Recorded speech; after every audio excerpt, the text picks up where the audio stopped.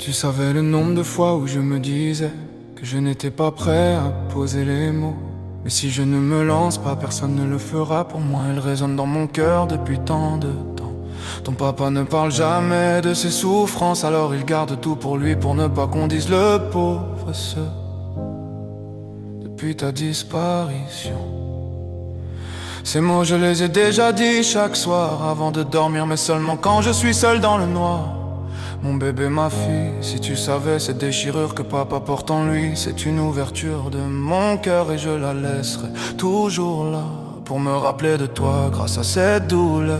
Écrire ces mots sur une feuille n'est pas un deuil, mais uniquement calmer cette envie de crier ma douleur, de te voir enveloppé dans ce linceul, allongé dans ce cercueil. Je ne cesserai jamais d'avoir la larme à l'œil, mais papa ne laisse rien paraître entre mon cœur et mon cerveau, c'est une battle. Papa craque dans les moments où il se retrouve seul à la maison. J'essaie de penser à toi en disant que du bon, pour que tu n'imagines pas que t'es la raison d'un quelconque sentiment d'abandon. Mais ton papa n'est pas en pierre. Dès que je vois une petite fille tenir la main de son père dans la rue ou à travers la télé, impossible de tout garder. J'explose de tristesse et de détresse. Je ne peux m'empêcher de nous imaginer tous sourire de l'amour d'une fille pour son papa. Mais le pire qu'il pouvait m'arriver est déjà passé par là. Je suis tellement jaloux de cette relation qu'ont tous ces papas avec leur princesse. Quand je les vois, on m'en a privé, je comprendrai jamais pourquoi c'est arrivé à toi. J'ai tellement la haine, je t'imaginais déjà des cheveux noirs et bouclés telle une petite marocaine. Ta mère et moi, on voyait en toi cette petite fille à son papa.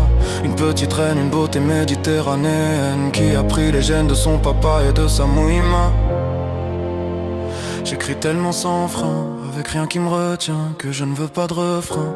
Je souhaite uniquement que papa et maman se rappellent de ce sentiment de déchirement. C'est mon seul moyen de ne jamais oublier comme tu as compté pour tes parents. J'ai passé les 15 jours qui m'ont fait le plus mal dans ma vie, dans cet hôpital à surveiller ma fille et à redouter chaque bip d'alerte et m'assurer par moi-même qu'on soigne ce petit être.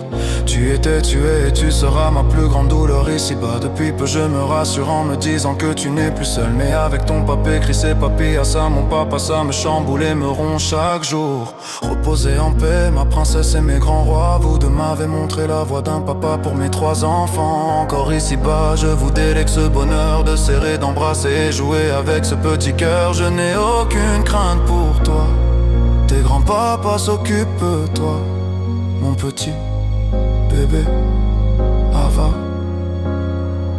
Tu aurais eu 5 ans en novembre dernier. Je me suis toujours questionné, est-ce que j'aurais accepté de te laisser me maquiller comme je vois les papas à la télé? Mais je donnerais tout ce que j'ai pour jouer à la poupée avec mon bébé.